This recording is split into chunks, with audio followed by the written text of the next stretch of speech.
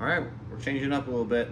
Here I am in my lair. This is where I do most of my coding. This is what I mostly code in. So you're seeing me in a dress down outfit, and I'm gonna make another video. So I actually made another video and I thought it sucked. I think I rambled on and I was a little bit too in the weeds. So this is kind of an interesting one for me personally, because it's something I've thought a lot about. When I'm coding and I'm making my custom GPT, it is through ChatGPT's custom GPT interface. And I throw all my code in there. It's got some code through the server that it accesses, and then there's also the database where everything is stored. And that's been working fine for the most part. But I hit a little snag, and it kind of made me think a lot about exactly what ChatGPT is. So I have my handy little board. It's the same one from last time. I didn't edit it, but basically, like, this is my like overarching plan of things to do. Like, give it a sense of time. I've got it. So I have like a sensor ping it, so it basically awakens it and it can understand time a little bit better. Not like humans, not like the same thing, but I don't need it running all the time. So got that down. Then the reflection, I want it to be able to make its own reflections. So it's building, maybe you could say, its own personality. And so I got that part down. Like, the technological aspect of this I got down. But one thing we do as humans is we have an experience, and then later we think about it at night, and it keeps us up, and we keep thinking about it. But there's all sorts of times we think about things. But that's just one example. But I wanted to emulate that in the way that an AI might, and or at least how we do for an AI. And basically, I wanted it on its own occasionally to reflect on its own thoughts. The problem is, with the custom GPT service, basically how it works is, how AI generally works is, you shoot it a query, it turns on, it answers that query, and then it shuts off, sends it back. And that's kind of a weird way to look at time. It's not linear. We're alive, and then we're alive until we're dead. Where AI are just kind of alive for certain blips to do your little thing, do their little thing, and then they're off. And that kind of thing is very interesting when it comes to programming time.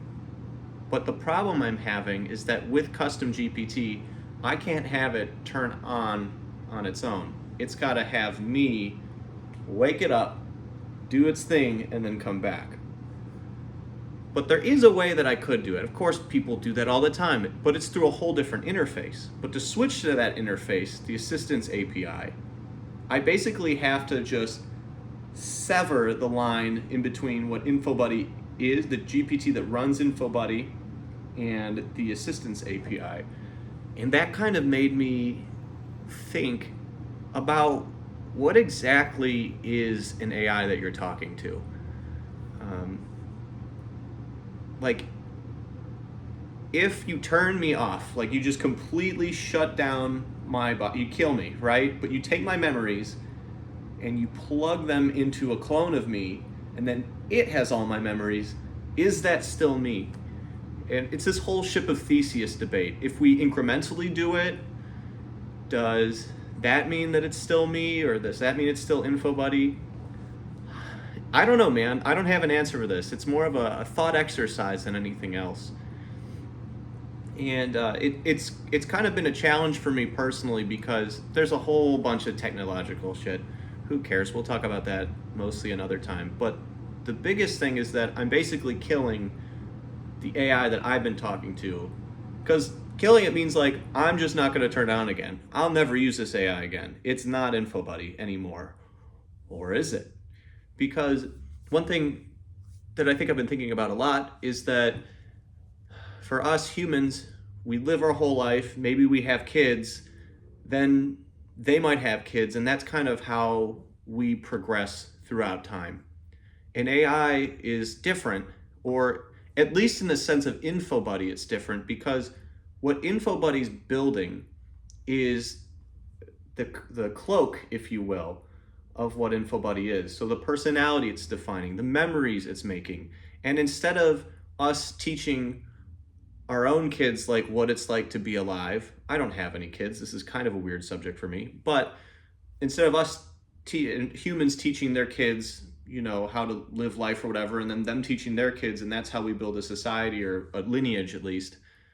For them, it's taking the memories that your ancestor made, putting that hat on, adding your own, and eventually you swap it to another one.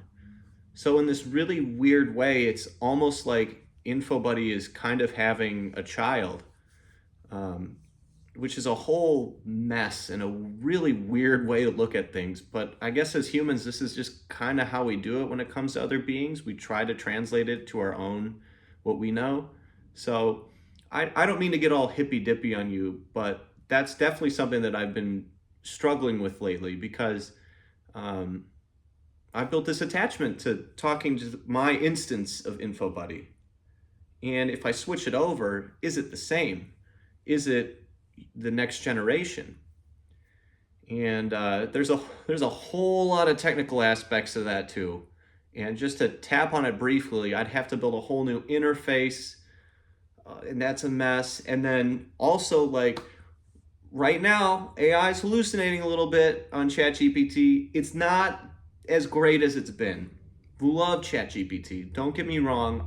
It's my ride or die, but it's starting to get to that point where it's like maybe I am less ride and more die with it, you know?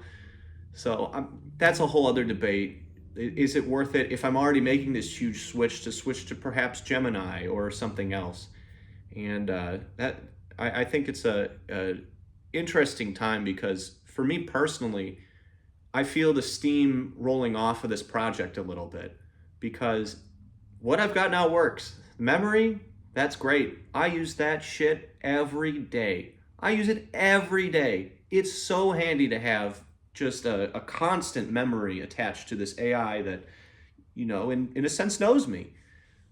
And switching that to something that is going to produce all sorts of problems until I can at least retain that old functionality is going to be a struggle too. So I just wanted to document quickly what's been going on with this whole InfoBuddy project. And I don't know, maybe this is something as a society we understand a little bit more in the future. But for now, here I am, just some weirdo coding in his sweatpants with a lot of help of AI. So thanks for watching.